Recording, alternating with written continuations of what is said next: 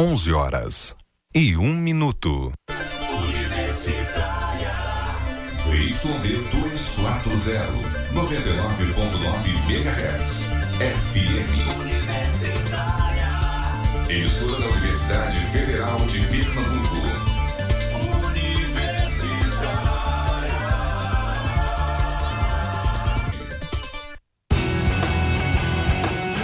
Programa Fora da Curva, jornalismo, crítica e diversidade. Olá, ouvintes das rádios Universitária 99.9 FM e Rádio Paulo Freire 820 AM. São 11h da manhã e começa agora o Fora da Curva, o programa que fala o que a maioria cala. Eu sou a Manina Aguiar, do Centro das Mulheres do Cabo, e estarei com vocês nessa terça-feira, das 11h ao meio-dia. O Fora da Curva vai ao ar de segunda a sexta-feira aqui na Universitária FM e também na Rádio Paulo Freire 820 AM, com retransmissão às 9h na nossa rádio pública. Você também pode acompanhar ao vivo pelo facebook.com/programa Fora da Curva, pela página da Marco Zero Conteúdo, pelo Facebook/Universitária 99.9, como também pode acompanhar os nossos principais destaques no Instagram, @Programa Fora da Curva. Participe e divulgue o nosso programa nas suas redes sociais. Enquanto as empresas de ônibus apontam perdas e custo alto do transporte público de passageiros no Grande Recife e, inicialmente, solicitavam que o Conselho Superior de Transporte Metropolitano discutisse o reajuste de 16,8% no preço das tarifas, as entidades que defendem os direitos dos usuários alegam que o aumento é abusivo. Já a imprensa pernambucana noticiava que o índice que o governo do estado estava defendendo era de 7,7%. Além do alto custo, temos ônibus lotados, insegurança, tempo elevado do deslocamento, dificuldades com a mobilidade e no diálogo entre o Estado e representantes das empresas do setor com a sociedade. Vamos a um pequeno raio-x do sistema de transporte. Bom, os números serão os seguintes: 2,7 mil é a frota de ônibus do Grande Recife. 308 milhões de pagantes foram contabilizados no ano de 2018. 8% foi a redução do serviço em 2018. 655 veículos estão acima da vida útil. Esse é o mesmo número de veículos que o governo do estado promete renovar a partir da nova tarifa. Por isso, o Fora da Curva quer saber: o que fazer para melhorar o transporte na região metropolitana do Recife? No programa de hoje, nós recebemos a advogada Érica Andréa, do CPDH, Centro Popular de Direitos Humanos, e da Articulação Recife pelo Transporte. Bom dia, seja bem-vinda, Érica. Bom dia, Manina. Bom dia a todos. Conosco também Raíssa Rabelo, da Frente de Luta pelo Transporte Público. Gente, bom dia, Raíssa. Bom dia, Manina. Bom dia, ouvintes. A gente gostaria de informar também para o pessoal que está vendo e ouvindo a gente que nós tentamos várias vezes entrar em contato com a produção, com a assessoria da empresa Urbana PE, mas infelizmente não obtivemos resposta, porque o nosso interesse é que ela estivesse também aqui presente para também estar falando, esclarecendo aqui junto conosco. Bom, então vamos pegar, meninas, um exemplo de como é a situação da proposta com a tarifa A, certo? A partir dela. Como é hoje? A tarifa A, anel A, é de R$ 3,20. As empresas querem que a tarifa passe para R$ 3,70. O Estado propõe que o reajuste do anel A seja de R$ 3,45. Já as entidades da sociedade civil querem uma redução de 15% do valor da tarifa do anel A, que ficaria R$ 2,70. Com o IPCA de 2017 e 2018, ficaria em torno de R$ 2,90 e que todos os outros anéis seriam extintos. Aí a gente pergunta, seria possível realmente uma tarifa única? Seria viável? Seria sustentável? E a gente pediria que a Érica desse a sua opinião. Então, Manina, é possível sim, porque para além de uma série de irregularidades que são apontadas na ação, são 2 ações que a sociedade civil já moveu, né, contra o aumento tarifário. E a gente pede também que um dos encaminhamentos seja a criação de GTs, de grupos de trabalho que discutam outras formas de financiamento do sistema de transporte público. Porque hoje quem arca com todo o custo do sistema de transporte público é o usuário ou a usuária que vai utilizar esse serviço que é essencial, né? A própria Constituição prevê isso, que é um serviço essencial. Então, assim como a gente pode utilizar, por exemplo, a gente paga para utilizar o Hospital das Clínicas, ainda que não utilizemos o Hospital das Clínicas.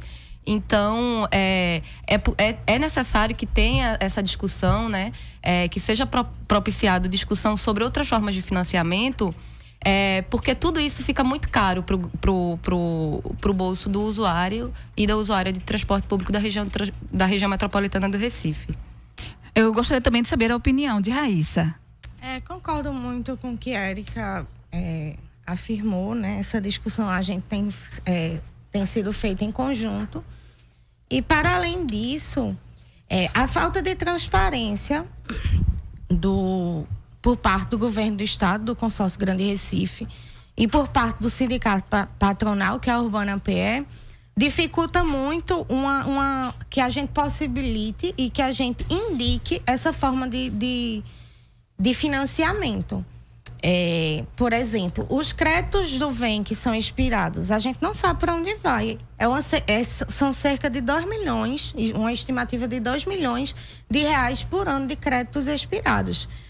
Primeiro, ele é inconstitucional, né? O próprio Código de Defesa do Consumidor deixa claro isso. Como é que eu vou pagar por um serviço antecipadamente e não o utilizando? Ele é recolhido para uma conta que ninguém sabe onde está. Uhum. Também não há uma forma de fiscalização eficaz por parte do consórcio.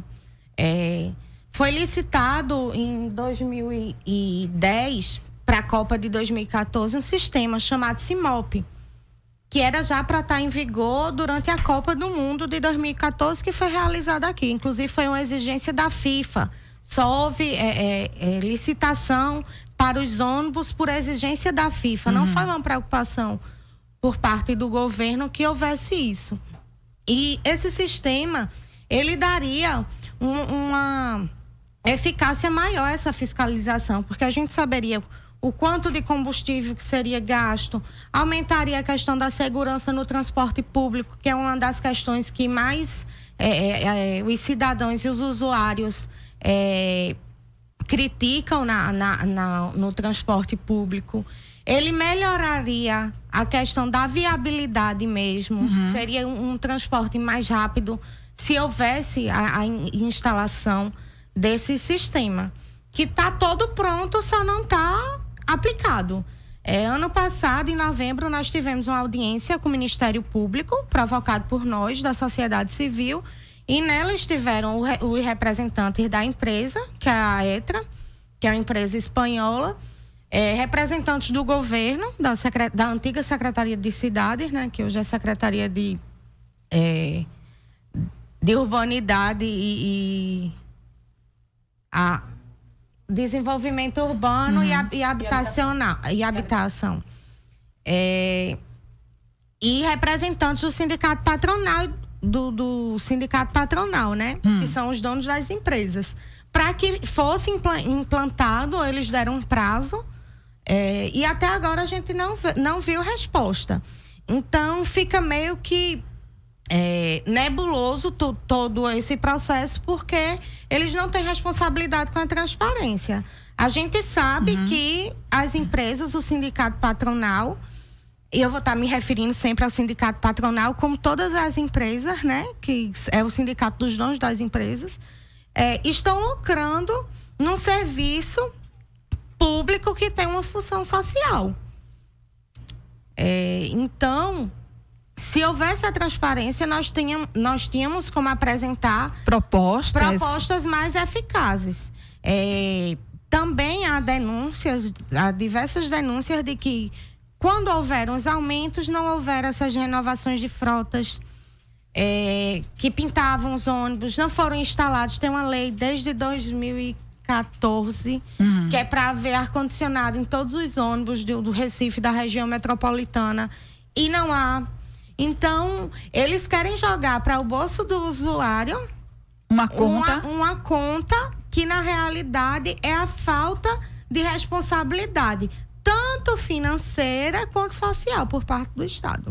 Gente, tarifas altas, longas esperas, veículos lotados, insegurança e longos engarrafamentos nas vias são apontados pelos usuários e usuárias do transporte público do Recife e região metropolitana. Já os empresários do setor reclamam que os custos de operação são altos e alegam perdas de receita. Você traz um dado anteriormente na sua fala, Raíssa, e em contrapartida, a gente está acabando de ler uma postura diferente do que você acabou de dizer. Então, por que essa conta não fecha? Por interesse, por visar o lucro, né?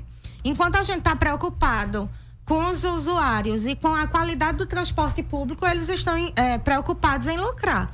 Obviamente que houve uma queda da quantidade de usuários. O desemprego está assolando, entendeu? Estacionou o nível, o número fixo de desempregado. Por quê? Porque hoje a maioria das pessoas se consideram trabalhadores informais. Estão trabalhando na informalidade. E quem trabalha na informalidade tem condições de pagar R$3,20 indo, R$3,20 voltando no anel A. Para além disso, também tem a questão de que desde 2010 foi prometido durante a campanha a extinção de todos os outros anéis e aquela época um valor único de R$2,15, que se configura estelionato eleitoral, porque foi uma promessa de campanha que não foi cumprida. Eu queria saber também a opinião de Érica. Por que essa conta não fecha? Eu vou como Raíssa, né? É de interesse dos empresários ter todo o lucro, eles não se importam. Eu acho que todos os usuários e usuárias de transporte público da região metropolitana sabem muito bem que os empresários e também o poder público não está preocupado com o bem-estar do usuário, né, do cliente do sistema de transporte público. A gente sabe como a gente anda, os ônibus são lotados, parecem latas de sardinhas. Teve também até uma ação, né, da Frente de Luta e da Articulação, entregando uma lata de sardinha ao governador, o prêmio de lata de sardinha, já que, como foi o nome dele, da Urbana, disse que o serviço não era ruim, não era ruim, Fernando Bandeira. E isso tudo é de interesse dos empresários, né? Terem lucro, não estão se importando com a saúde, com o bem-estar dos usuários e não apresentam planilhas, estudos técnicos comprobatórios contábeis, né, que justifiquem o aumento que eles pretendem a cada ano, não é só no ano de 2018. Nos anos de 2000, todos os anos, eles nunca apresentam essa documentação. E a gente já pediu isso via judicial, a gente já pediu isso à sociedade civil, né? Sim. A gente já pediu isso via lei de acesso à informação. E os documentos que eles dão, assim, são bem precários. Eles não apresentam sequer a receita do sistema. Só mostram os custos, então é bem complicado, não é? Muito bizarro, é bem gritante. Isso não é uma exclusividade só do sistema de transporte público aqui de Recife, né? Essa prática parece que é bem comum em todo o Brasil. Nós temos alguns dados aqui. O impasse sobre o custo das passagens levou a 4ª Vara da Fazenda Pública da Justiça Estadual a conceder liminar, suspendendo qualquer discussão sobre o aumento das passagens de ônibus no Grande Recife. O pedido foi feito no fim da tarde do dia 23 de janeiro por movimentos sociais que integram a Frente de Luta pelo Transporte Público, FLTP. Na denúncia que enviaram à Justiça, pesquisa, as entidades reclamaram, por exemplo, da falta de um protocolo para o envio de propostas pelos conselheiros do Conselho Superior de Transporte Metropolitano e também da falta de tempo hábil para o envio de propostas da sociedade civil contra o aumento. O que está realmente por trás do custo da tarifa? Eu queria que você falasse um pouquinho mais sobre essa proposta de vocês, essa liminar. Certo. Só corrigindo, Manina, essa ação popular que foi protocolada na quarta vara da Fazenda, né? Ela é da articulação Recife pelo Transporte. Certo. Né? Hoje, em Recife, existe a frente de luta Quantas entidades, assim, quantos movimentos estão envolvidos? A frente de luta pelo transporte público, que já está aí há 10 anos, né? Encampando aí a luta contra o aumento da tarifa. E a articulação Recife pelo Transporte, que é composto por outras organizações e por civis, né? E essa ação popular que de dezembro, foi protocolada em dezembro, é uma ação continente que contém outra ação popular de 2018. A sociedade civil e essas ambas ações foi via articulação Recife pelo Transporte, elas foram da articulação, né? O pedido de liminar, sim, que foi nessa ação agora que você mencionou, que foi a continente, que contém a de 2018, ou seja, tudo que a gente fez um dossiê, né? Tudo que tinha na de 2018 e acrescentou outras coisas. E aí o pedido liminar, que foi concedido agora, é o segundo pedido liminar que a gente teve da quarta vara, do doutor Djalma, né? Foi uma decisão favorável agora pra gente, que suspendeu o aumento da tarifa por 10 dias, né? Essa suspensão aí de qualquer possível aumento tarifário. E a nossa argumentação foi que os aumentos propostos pela Urbana e pelo Grande Recife se baseiam no valor de tarifa ilegal. Porque, conforme a gente comprova e a gente vem falando nas nossas ações, nas ruas, nas panfletagens, em todo o meio de comunicação que a gente vai, os aumentos que aconteceram em 2015, em 2016 e 2017 foram ilegais, foram acima do índice. O Manual de Operação do Sistema de Transporte Público, ele rege que ele prevê que existe duas formas, né? A revisão da tarifa do contrato, né? Que tem que ocorrer a cada 4 anos. Certo. E anualmente vai ocorrer o reajuste, ou seja, reajuste e revisão. O reajuste ele ocorre anualmente e tem que ser de acordo com o IPCA, que é calculado pelo IBGE. Todos esses aumentos, 2015, 2016 e 2017, foram acima, extrapolando mais de 200%, assim. E a gente pede, a nossa liminar é baseada nesses aumentos ilegais, porque o valor a gente paga R$3,20, um valor de tarifa ilegal. E a ausência também de documentos que comprovem o desequilíbrio econômico-financeiro, porque o empresariado e o governo, sim, o poder público, argumentou que agora no CSTM, no Conselho, né? No âmbito do Conselho Superior de Transporte Metropolitano, que é quem aprova o aumento tarifário, colocou que precisa se fazer o equilíbrio, proceder ao equilíbrio econômico-financeiro do contrato. Mas aí eles não apresentam documentos que comprovem que é isso. Então a gente não sabe nem se está havendo, o que está acontecendo é um reajuste ou é uma revisão. Entendeu? Então, a liminar também argumenta nesse sentido. E também a nota técnica para recomposição tarifária, né, de 2019.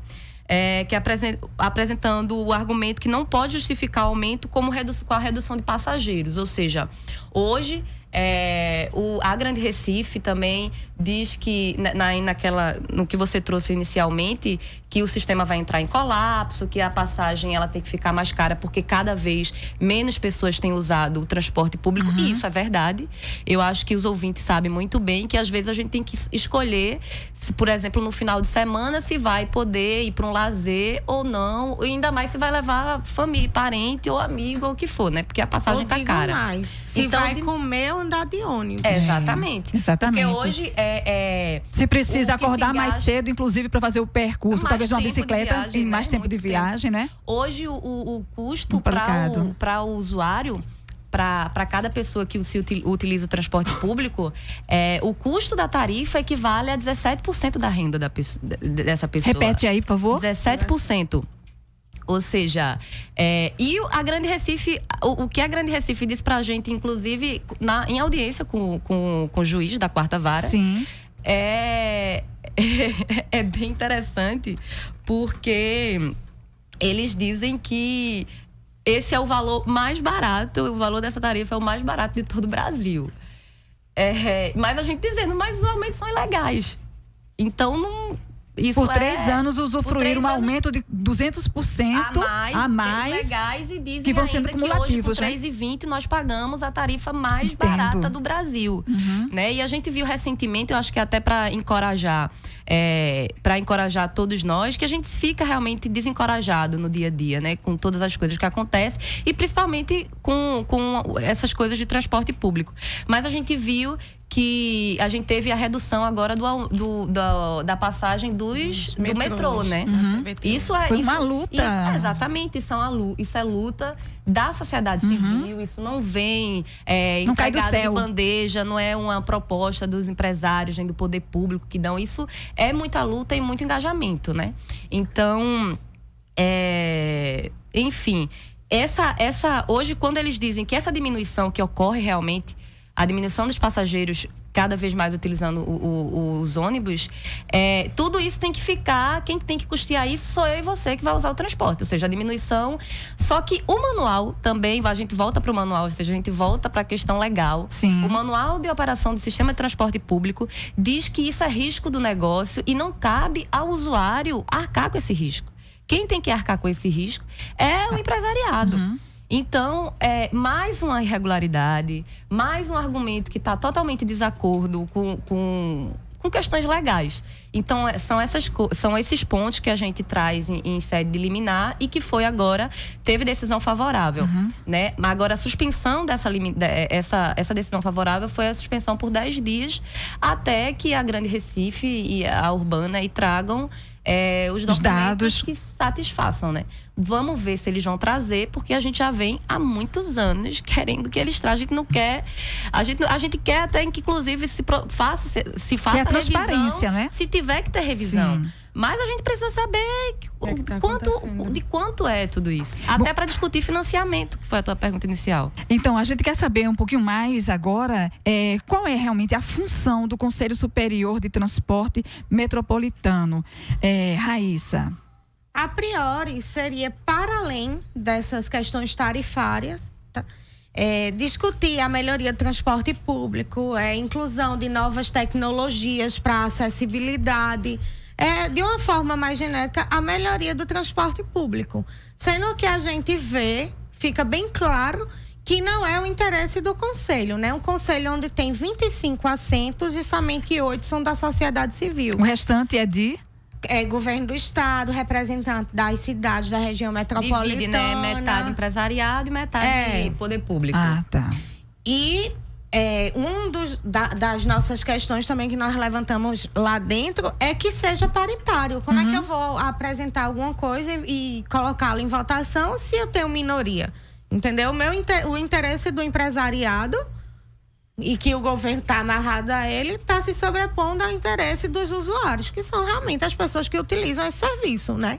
Porque eu duvido muito que Fernando Bandeira ande, pegue um barro macaxeira, que o filho de Paulo Câmara ande, que o filho do prefeito ande. Não andam, não utilizam e querem ditar o que acontece. Por exemplo, agora iria haver uma reunião no dia 12 de fevereiro, sendo que foi suspenso a questão da discussão do aumento, suspenderam a reunião. Então, qual é a preocupação desse conselho em discutir as melhorias do transporte público?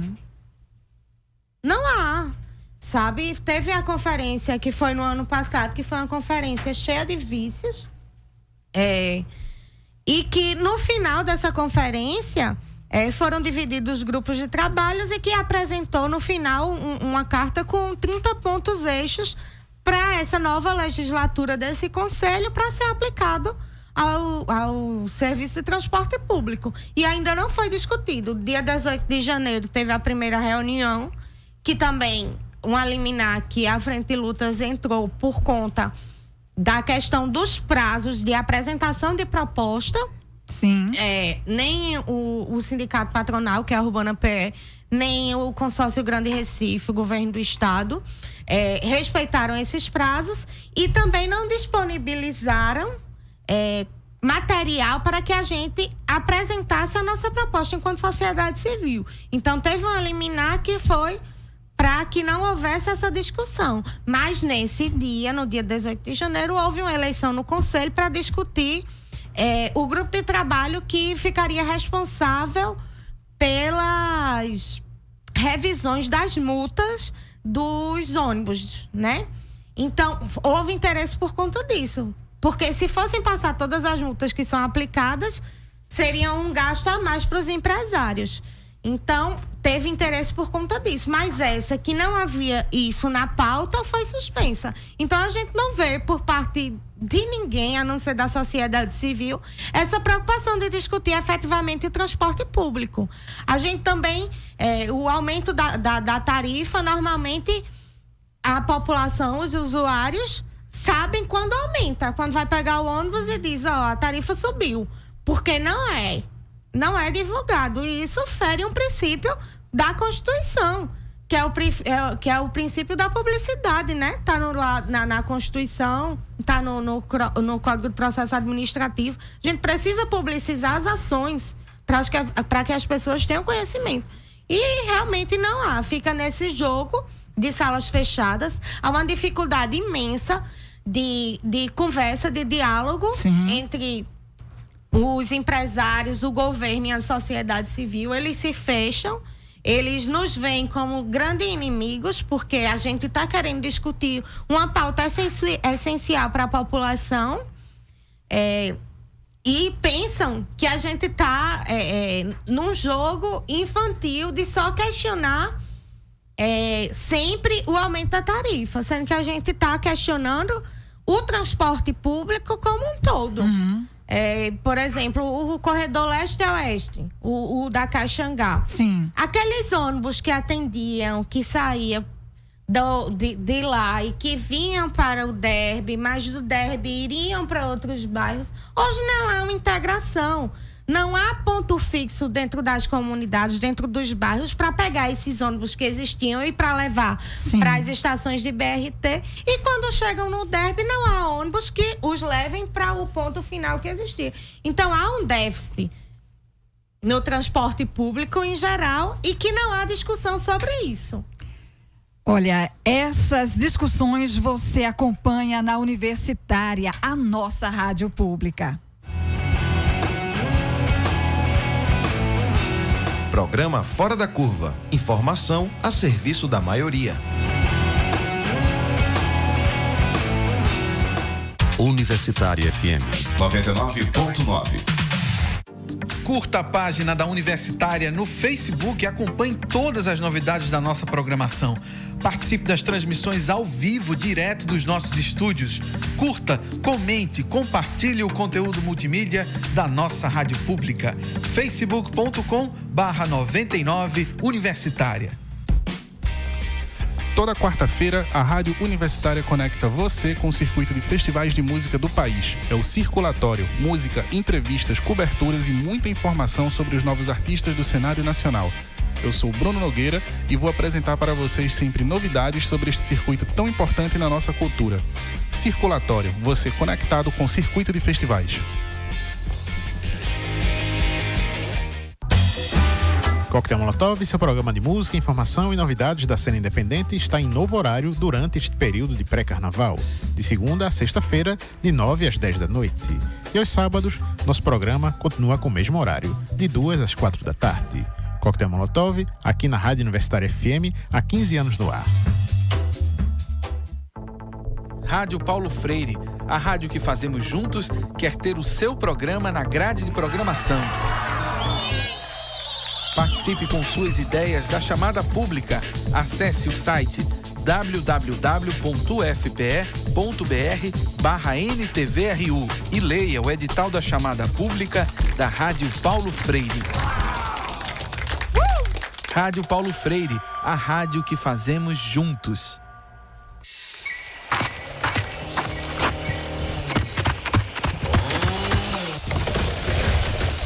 Antes, identificar quem desmatava a Amazônia não era fácil.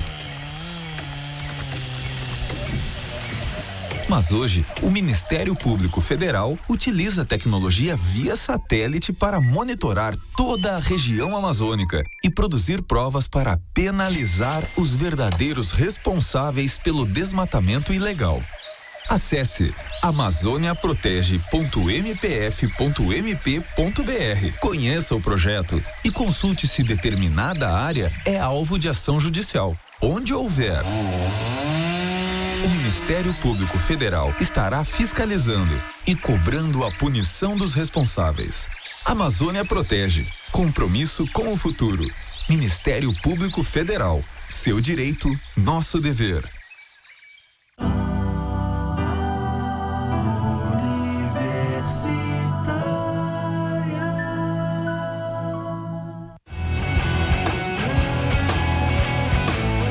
Programa Fora da Curva. Análise crítica de assuntos do interesse público.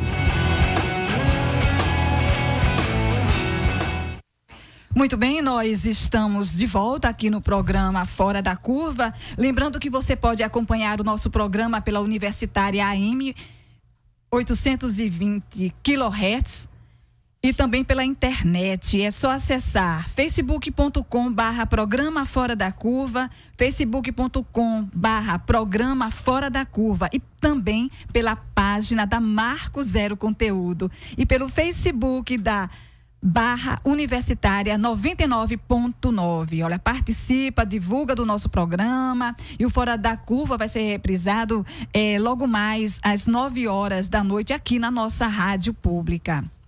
A gente estava conversando com as meninas e aí a gente gostaria de saber da Érica e da Raíssa se essa queda de braço, não é, esconde outras razões e outros motivos, não é, em relação ao transporte público. Existem outras demandas tão importantes quanto, Raíssa?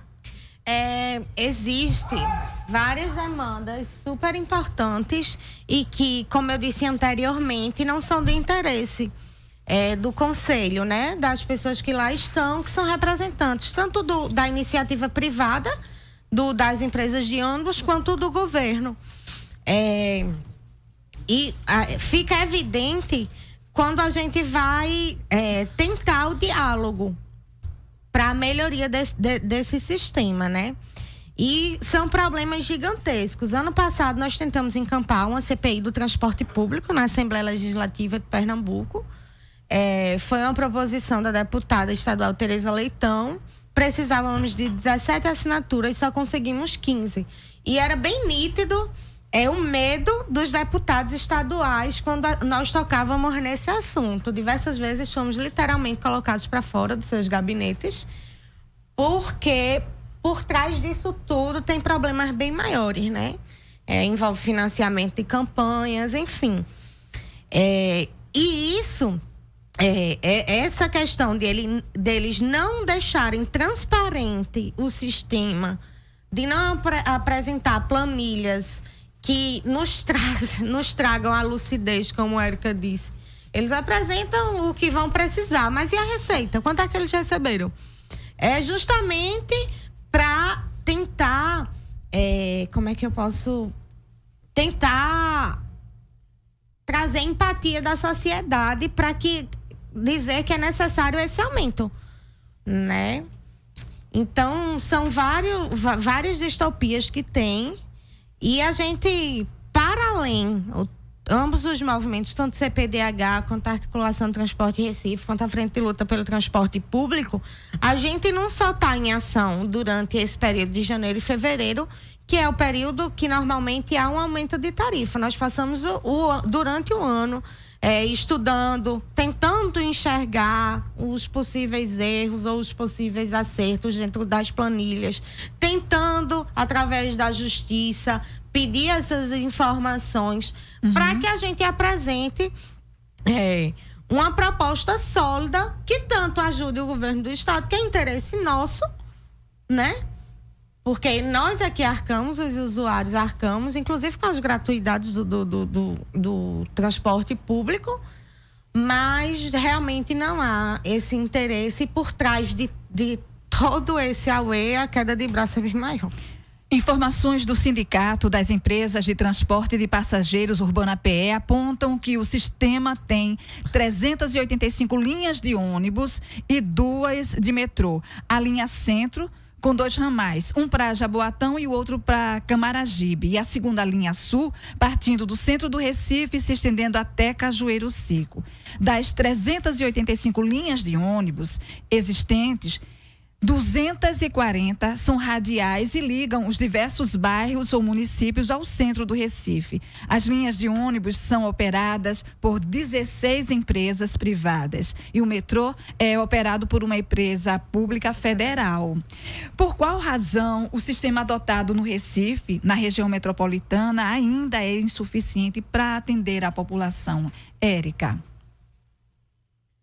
Olha, é sobretudo falta de vontade do setor das empresas de ônibus e do poder público.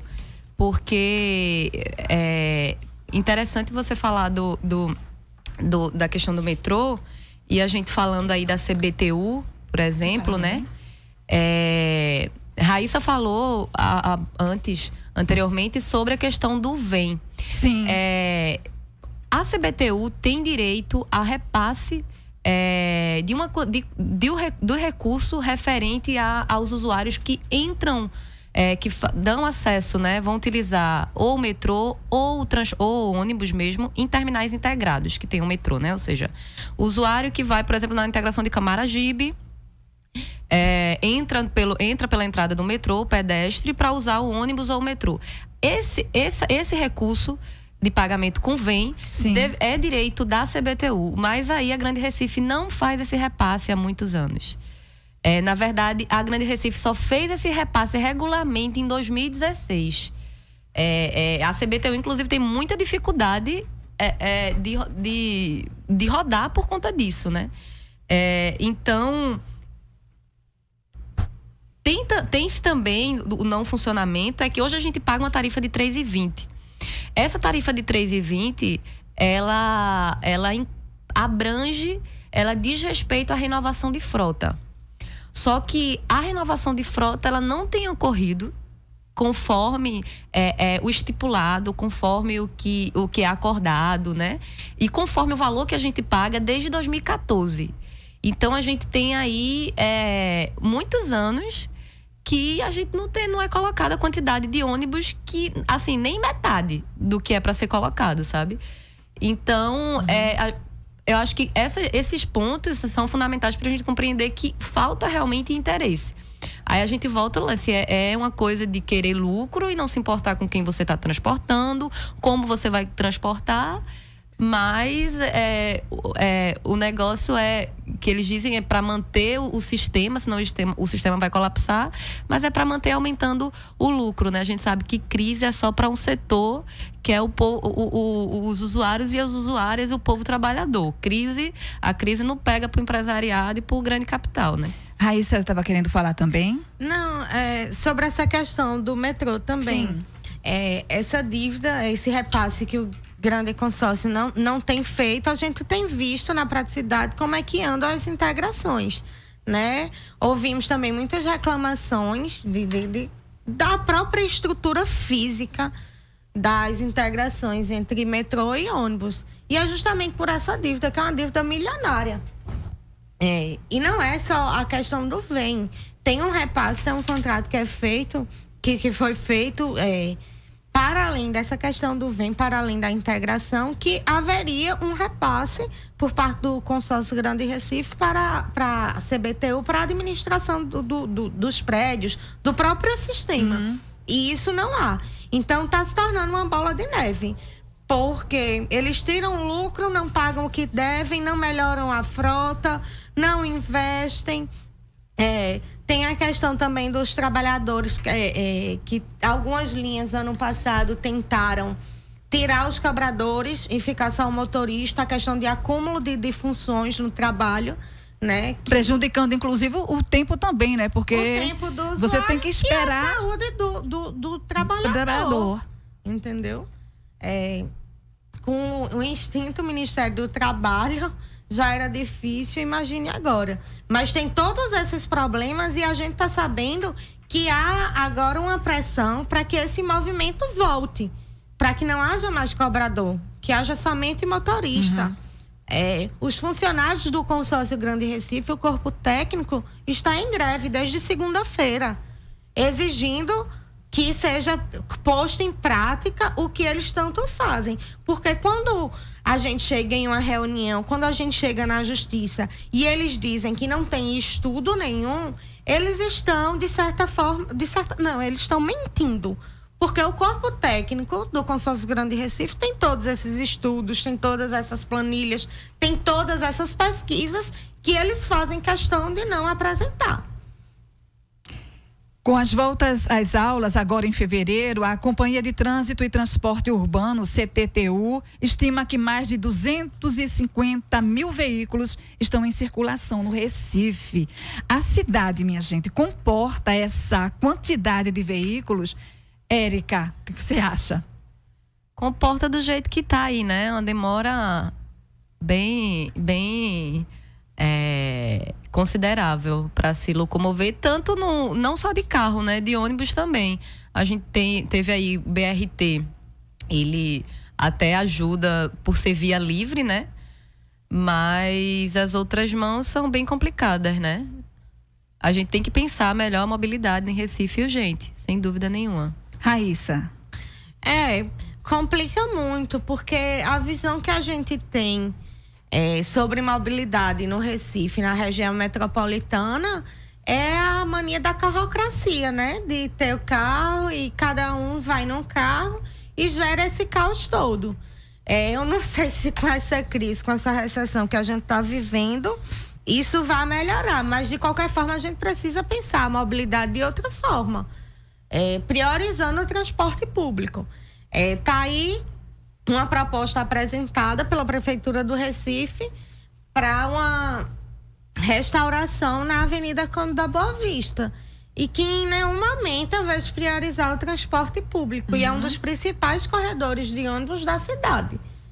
Não, prioriza a questão do carro. Então fica complicado realmente com essa volta às aulas, o transporte na cidade do Recife. Também vejo os vereadores querendo extinguir a faixa azul, porque diz que está atrapalhando quem está no carro. É sempre protegendo o seu o particular, esquecendo o público do carro coletivo, né? Que é um transporte coletivo. Olha, por falar em caos, minha gente, em 2017, um estudo de uma operadora de aplicativo de transporte urbano apontou o Recife como a cidade brasileira com o pior trânsito do país durante os horários de pico. A pesquisa foi feita com base nas corridas realizadas pelos veículos cadastrados no aplicativo.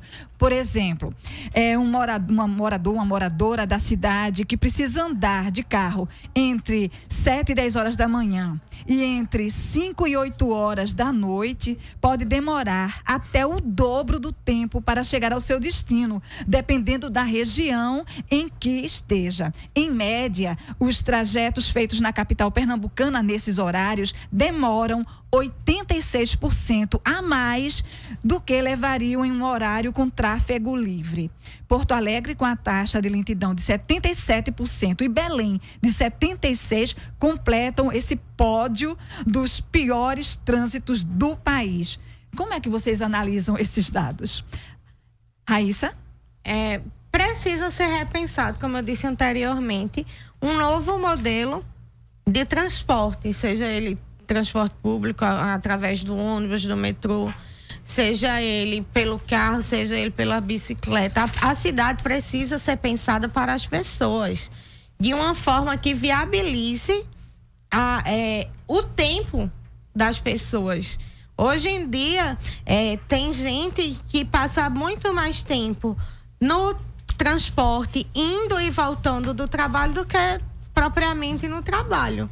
E isso é uma falta de quê? Uma falta de organização, uma falta de planejamento. Que decorre de quê? Decorre da falta de interesse desses gestores, tanto da iniciativa privada quanto do governo,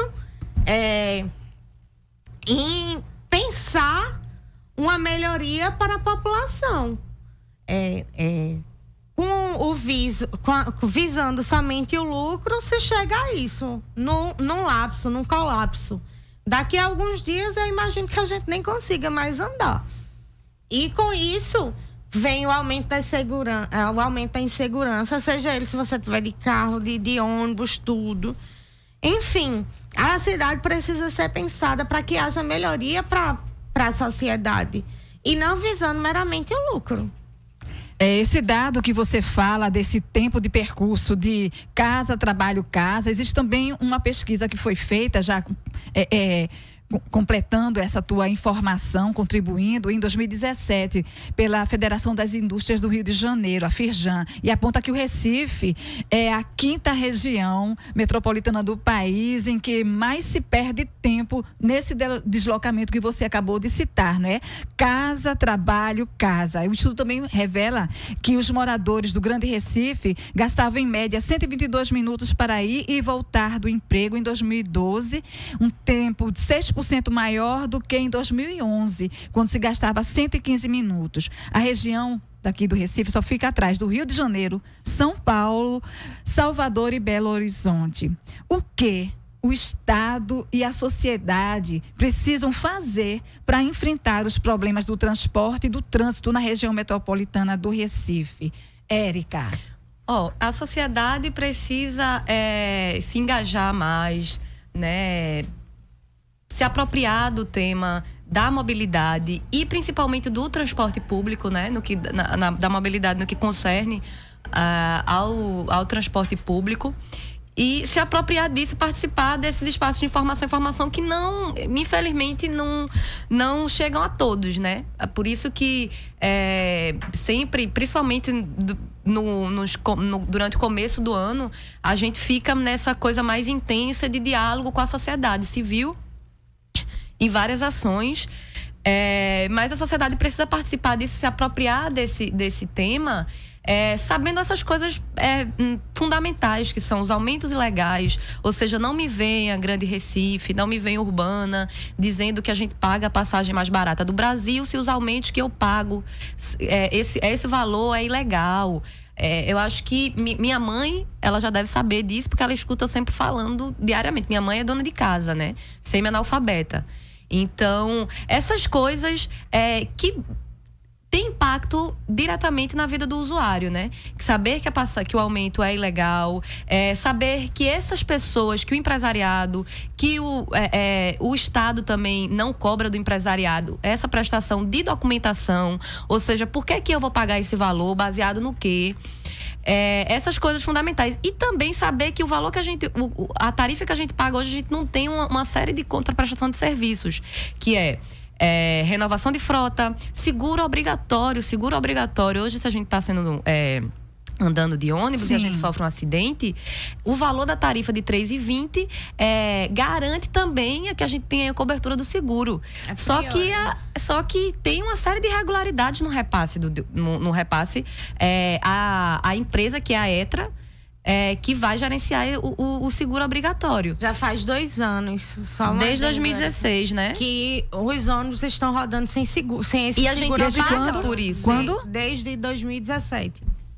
Desde acho que 2016, se eu não me engano. E esse valor já é... 13,20 engloba seguro obrigatório, engloba renovação de frota, engloba o CIMOP, que é um sistema de monitoramento, né? Que é um GPS.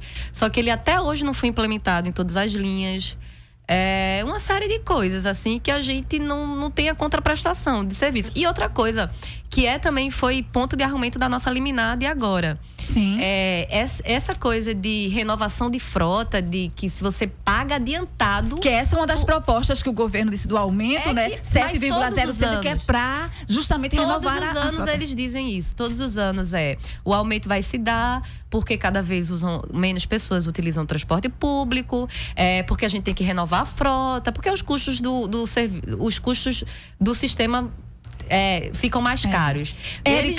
Eles dizem isso, mas é totalmente... Em que isso? É ponto da liminar, Certo. porque é totalmente absurdo que eles cobrem, eles cobrem que a gente pague anteriormente, antes de usufruir de um serviço que é a renovação de frota. Ou seja, eu já pago R$3,20, já me aumentam, dizendo que vão renovar uma frota que eu ainda nem renovam, né? Em que essa postura, por exemplo, do governo do estado em dizer que com esse percentual de 7,07%, não é, de aumento, contribuiria com a frota, com a renovação da frota, interfere inclusive no diálogo de vocês junto à sociedade? Porque assim, o governo do estado quer renovar a frota, mas aí fica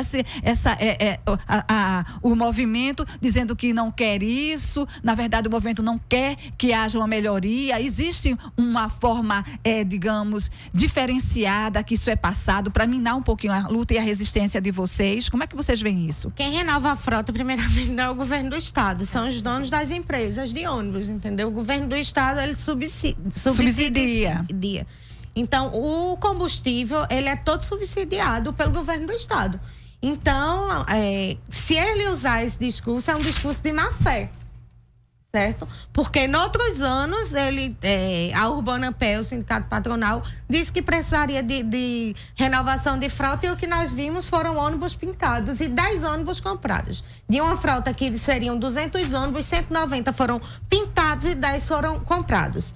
Então, tem que ficar bem claro isso para a sociedade, que a gente não está aqui tentando que o serviço não avance. Pelo contrário, a gente quer que o serviço avance e muito, mas a gente quer que haja transparência e responsabilidade fiscal e social por parte do governo do estado. Que ele tenha a responsabilidade de saber que empresa de ônibus é uma função social, ônibus é uma função social, transporte público é uma função social, não é uma empresa que tem que gerar lucro. A base do dinheiro do governo. E assim, por parte do Estado também, cabe ao Estado garantir os instrumentos de fiscalização, né? Porque a gente não tem nenhum tipo de fiscalização no que concerne às empresas, assim, sabe? Então, que o Estado deixe de se comportar como melhor amigo das empresas de ônibus e atenda aos interesses dos usuários e das usuárias, que passam todo esse tempo no trânsito, no transporte, e diga-se de passagem, em pé, né? Em pé e apertado.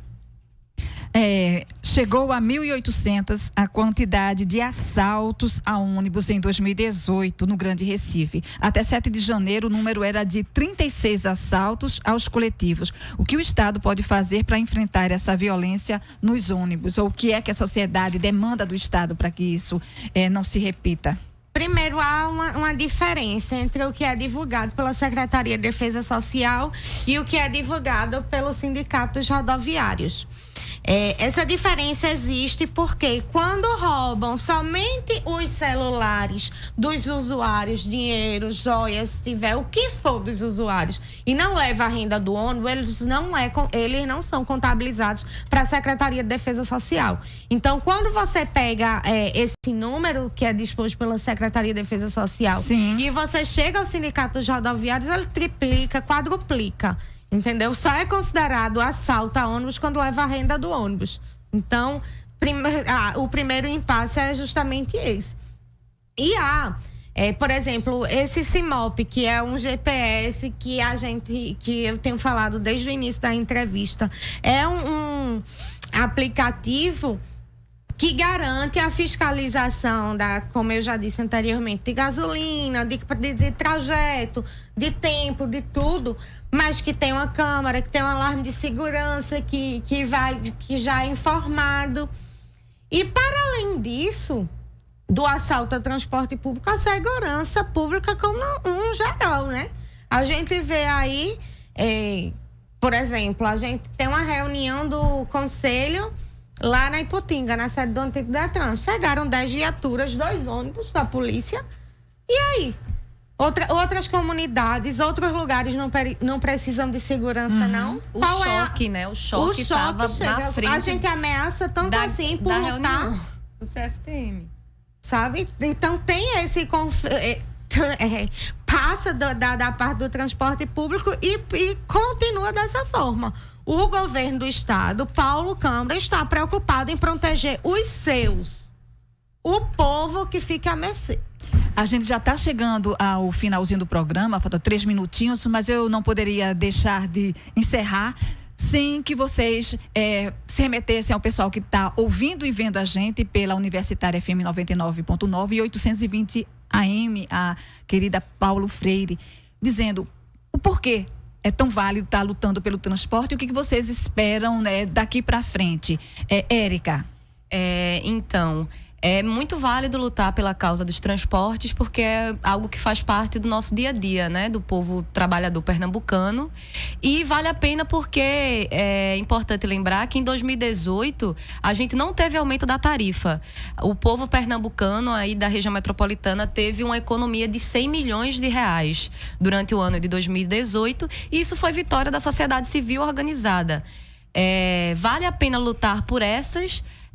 por conta disso, não só para reduzir, não só para que não deixe a passagem aumentar, mas para reduzir a passagem, porque é nosso direito. A gente é capaz de conquistar essas coisas.